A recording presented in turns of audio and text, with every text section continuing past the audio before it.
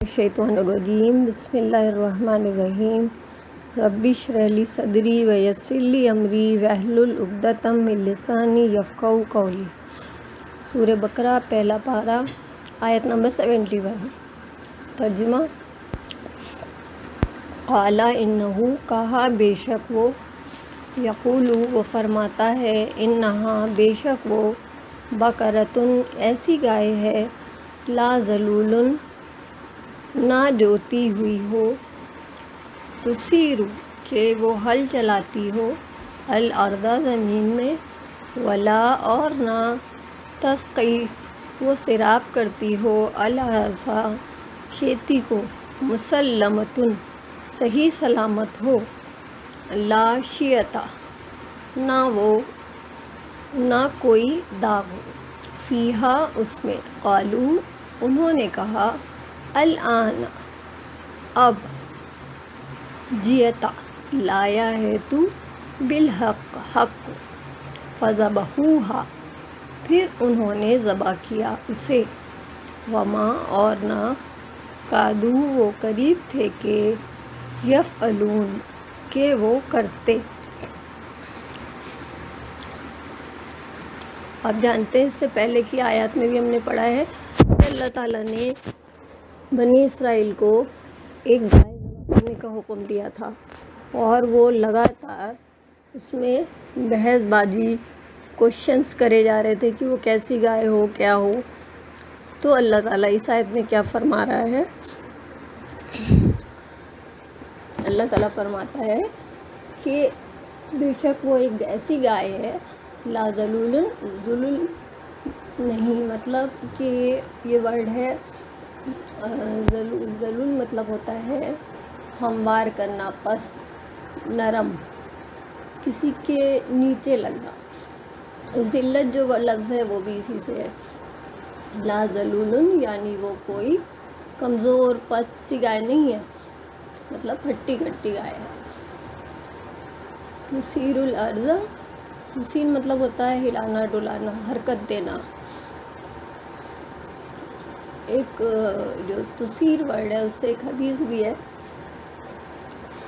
کہ جو انسان یہ چاہے کہ وہ پڑھنے لکھنے کا کوئی شوق رکھتا ہو، مفہوم حدیث ہے کہ جس نے پڑھنے لکھنے کا شوق ہو، اسے چاہیے کہ وہ قرآن کو قریدے۔ تثیر مطلب قریدنا بھی ہوتا ہے۔ قریدنے سے کیا مطلب ہے؟ یعنی کہ صرف ٹیکسٹ کو ہی نہیں پڑھنا، ورڈ کے ڈیفرنٹ میننگ اور اس کے کانٹیکسٹ پہ بھی وہ جائے۔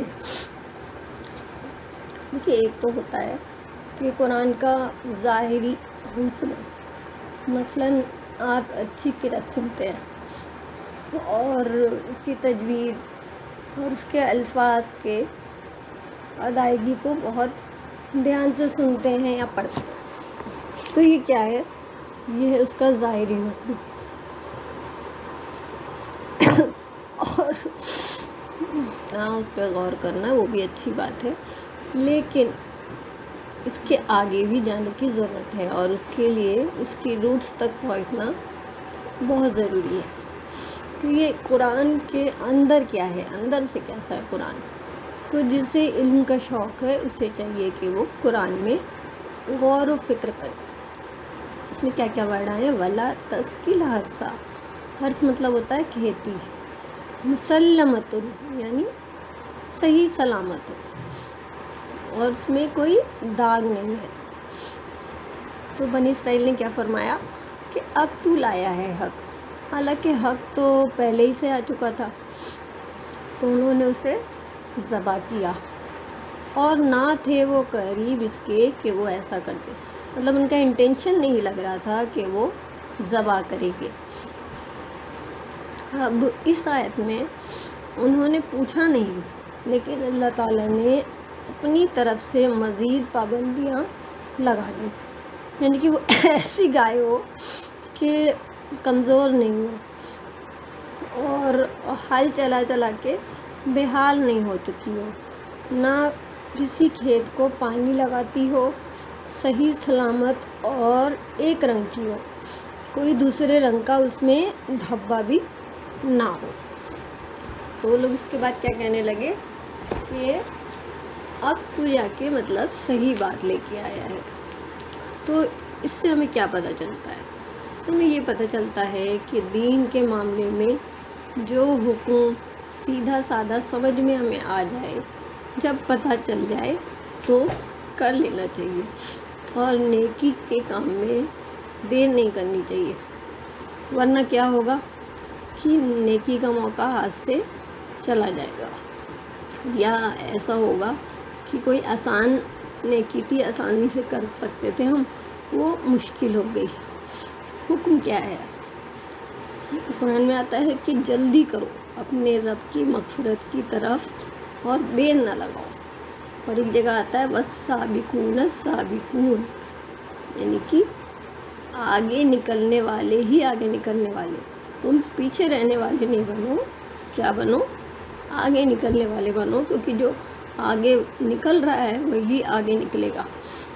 اس کے علاوہ آتا ہے کہ نیکی کے کام میں آگے بڑھو، اور مطلب لیڈر بننا چاہیے، فالوورس نہیں کہ سب لوگ کر لیں گے، باسوں کو دیکھیں گے ہم سب کر رہے ہیں چلو بھائی ہم بھی کر لیتے ہیں. تو اس کے علاوہ ایک آیت آتی ہے، اس میں آتا ہے فَافِرُّوا إِلَى اللَّهِ، اللہ کی طرف دوڑو. تو ان ساری جو قرآن کی آیات سے نکلتا ہے، یہ بات ہمیں پتہ چلتی ہے کہ اللہ کی طرف لے جانے والے کام، نیکی کے کاموں میں دوڑ لگانی ہے، اور بہت زیادہ بحث بازی نہیں کرنی. مفہوم حدیث ہے کہ نیک کام کرنے میں جلدی کر لو فتنوں کی وجہ سے، کیونکہ سیاہ رات کے اندھیرے کی طرح فتنے ایک کے بعد ایک آئیں گے.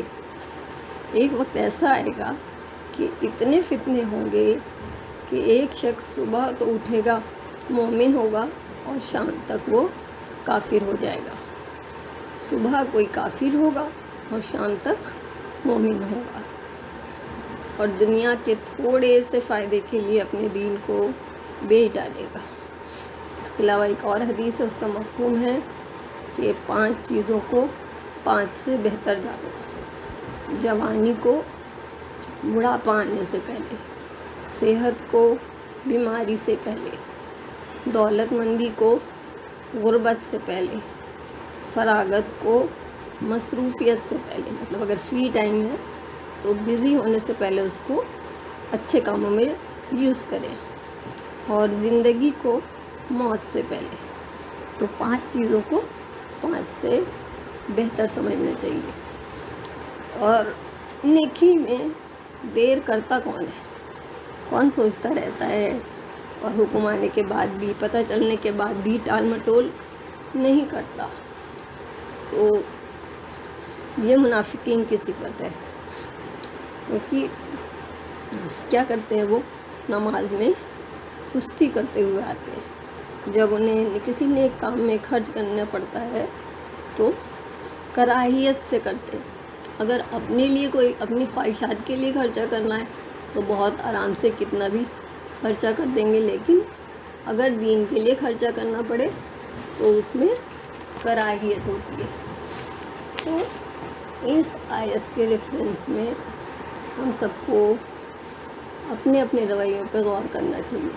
ایک دوسرے کو نہیں دھیان میں لائیں، خود اپنے اپنے کو، اپنے اعمال کو، اپنے رویوں پہ غور کریں. ایکچولی یہ ہوتا اکثر کہ جب بھی ایسی کوئی آیت آتی ہے تو ہم فوراً دوسروں کے لیے سوچنے لگتے ہیں کہ فلانا ایسا ہے، ڈھماکہ ایسا ہے. لیکن قرآن کی ایسی کوئی بھی آیت آئے جو آئینہ ہو تو اس میں سب سے پہلے خود کو اور اپنی لائف کو جائزہ لینا چاہیے. اور ایک بات یہ بھی ہے کہ بہت سارے سوالوں سے دین کے معاملے میں بچنا چاہیے. ایک ریزن یہ بھی ہے کہ ہم بہتر کام اسی وقت کر سکتے ہیں جب ہم اپنی زندگی سے غیر ضروری چیزوں کو نکالیں گے. صرف فون پہ بہت دیر تک بیکار کی گفتگو کرنا، اس نے یہ کہا یا میں نے یہ کہا. کیونکہ نبی صلی اللہ علیہ وسلم نے فرمایا مفہوم حدیث ہے کہ اغلوطات سے بھی بچو، اغلوطات سے بچو۔ اس کا کیا مطلب ہے کہ وہ مسائل جو واقع ہونے سے پہلے ہی فرضی طور سے پوچھنے لگے لوگ، مثلاً لوکانیات ان کو کہا جاتا ہے، ہائپوتھیسس بیس، جیسے کہ قیامت کے قریب جو سورج ہوگا وہ مشرق سے اگے گا، تو آپ کو یہ پوچھنے لگے کہ بھئی اس دن فجر کا کیا وقت ہوگا، تو یہ اس طرح کے سوال بیکار کے سوال ہیں، اور ان سب سوالوں سے ہمیں بچنا چاہیے۔